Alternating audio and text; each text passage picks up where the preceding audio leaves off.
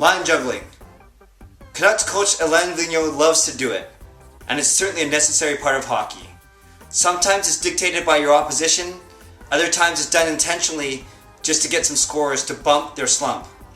And such was the case this past Sunday when the Canucks exploded for 5 goals on their way to demolishing the Carolina Hurricanes 5-1.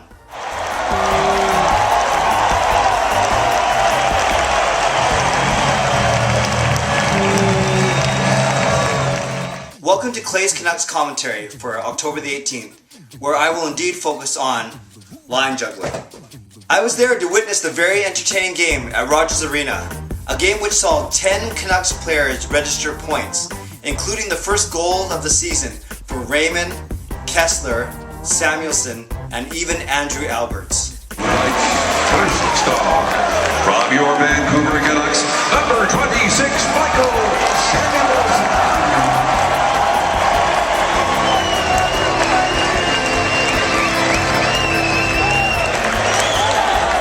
Despite Coach V's line juggling, only 2 of the 5 goals were actually scored by the whole line being intact, and one of those goals was by a defenseman. As for the other 3, 2 were on the power play, and the third, scored by Michael Samuelsson just after he exited the penalty box, was passed to him by Tanner Glass, not his regular line mate for the evening. And speaking of that pass from Glass, both Glass and Tambellini had awesome cross-crease passes leading to goals. And I'm convinced that at least one of them wasn't intentional. I'm just saying. Nonetheless, 5 goals is 5 goals, and all the Canucks forwards played it with purpose and passion. But what's going to happen when the well runs dry again? Hopefully that happens later as opposed to sooner. Well, don't fret, I have a few options for Coach Vigneault, and for the purposes of this exercise, I've used the 12 forwards that were in uniform on Sunday night.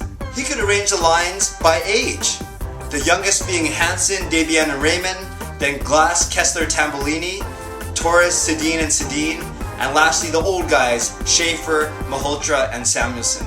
These lines are okay with the skill evenly spread out throughout them. He can arrange the lines by body weight, the featherweights being Raymond, Tambellini, and Daniel, then the next line being Henrik, Hansen, and Schaefer. I had to separate the Sedins somehow. Debian, Kesler, and Glass, and then the heavyweight line, Torres, Malhotra, and Samuelsson. Hey, wait a sec, wasn't that the third line for Sunday's game? How about this one? Arranging the lines by distance of birthplace from Vancouver. Thus, the closest would be Tambellini, Raymond, and Schrader. They're all from the prairies. Then you go Glass, Malhotra, and Torres. We got Prairie and Ontario. Then Debian, Kesler, and Hansen. That's Quebec, USA, Denmark. And of course, the Swedish line, Hank, Daniel, and Samuelsson. And for the heck of it, I put together my all-time Canucks lines. Now I didn't worry too much about chemistry, or whether guys were playing out of position, and I also included guys that basically had the best years as a Canuck. So not guys who did well before they got here, i.e. Sundin and Messier, or guys that did well when they left, i.e. Cam Neely.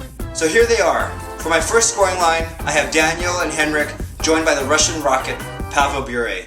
Easily 3 of the most skilled guys we've ever had here in this franchise. For the second line, I'm going with the all-captain line. So this is Naslin, Linden, and Smeel. Lots of skill, lots of grit, and all heart. My third line will be a throwback line, consisting of 3 guys that I loved back in the day. These would be Patrick Sundstrom, Thomas Gradin, and Tony Tanti. Check out my fourth line, or my grit line. This would be Don Lever, Todd Bertuzzi, and Dave Tiger Williams. Don't mess with them. Well, that's it, Canucks fans. Thanks for watching, and I hope you enjoyed my very quick look at line juggling. Get ready for a lot more of it as the season goes on, especially as Burrows, Bolduc, and Rippon return from injury. In the meantime, let's sit back and watch what happens with Coach V's latest combinations. God bless, and go Canucks go.